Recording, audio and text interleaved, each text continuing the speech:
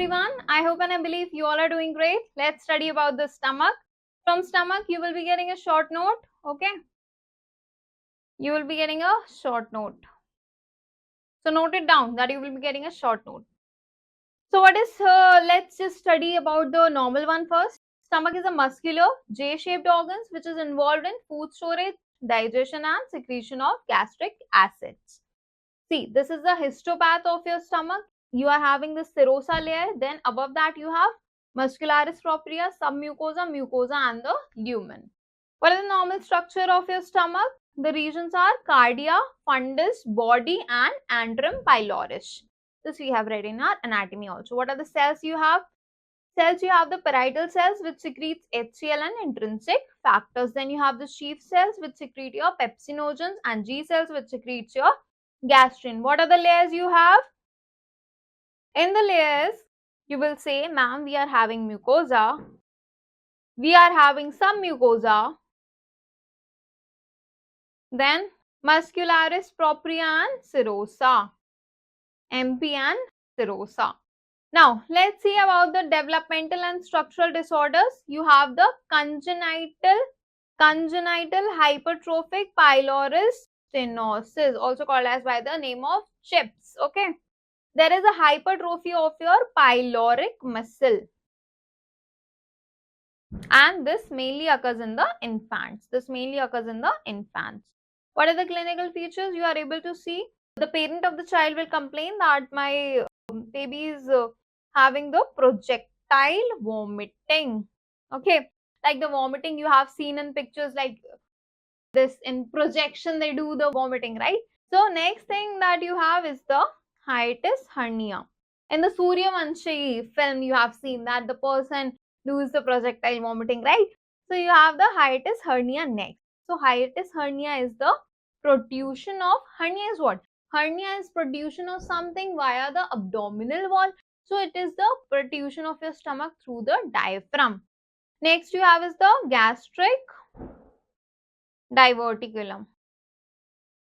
What happens in that? It is the, in this there is rare mucosal outpouching. There is mucosal outpouching.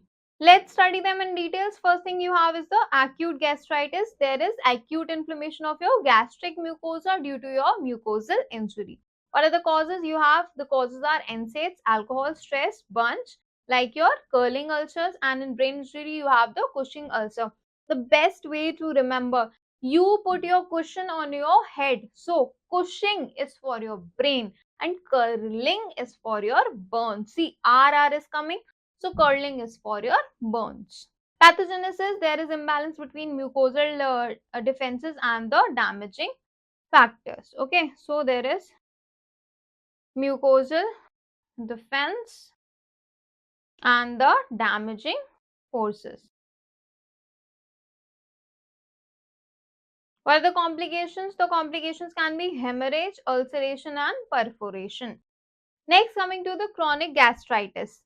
There is chronic mucosal inflammation with glandular atrophy and metaplasia. What are the types? First one is your autoimmune gastritis, like your antibodies to parietal cells, intrinsic factors.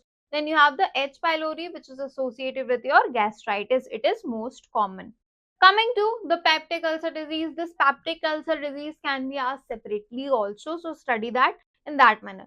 See, in peptic ulcer disease, that is a chronic mucosal ulceration due to acid peptic injury. The sites are duodenum more than the stomach. What is the etiology? It can be, see this figure, it can be due to H. pylori, NSAIDs or your syndrome.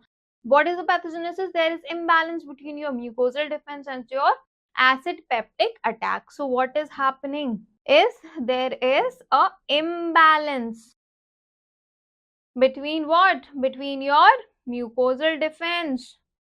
Between your mucosal defense and your acid peptic attack. Acid peptic attack. Coming to the complications, in complications you have hemorrhage, perforation, obstruction and malignancy. Next, coming to the hypertrophic gastroenteropathies. You have certain diseases and certain syndromes. So Mental's disease is due to there will be giant rugal fold due to hyperplasia of mucosal cells. Okay. Next you have is a gastric polyps. In the gastric polyps, it is a localized mucosal growth projection coming out from your lumen. Then if I talk about the types, then the types that you have is, first one is your inflammatory, second one is your fundic, and the third one is your adenomatous, and the third one is your adenomatous. What are the investigations? I will order endoscopy and biopsy. Coming to the gastric carcinoma. So it is the most common malignant tumor of your stomach. What are the types? You have the two types. What are the two types I have? I have the two types. What are the types? Intestinal or the diffuse type, So in the intestinal type, you have the gland forming associated with chronic gastritis. In the diffuse one, I have the signet ring cells, and that are there is a thick rigid wall. The risk factors are H. pylori, then smoking, gastritis, and partial gastrectomy. If the person has underwent any kind of surgery, there are chances that the person may develop. What are the investigation? I have shown you the figure also. There will be upper GI endoscopy, biopsy and histopath, urea breath test of the patient, I have to do it, rapid urea test, barium meal study, and CT and MRI for the staging. Coming to the summary, you need to know the common stomach pathologies like the gastritis, peptic ulcer, and carcinomas. You need to know that the diagnosis is made by the endoscopy and biopsy mainly. And for the prevention, you have to avoid the NSAIDs, smokings, and treat the H. pylori infection. This was all about this topic. If you have any sort of doubt, please don't hesitate. Please feel free to ask me, and please feel free to DM me. Thank you so much.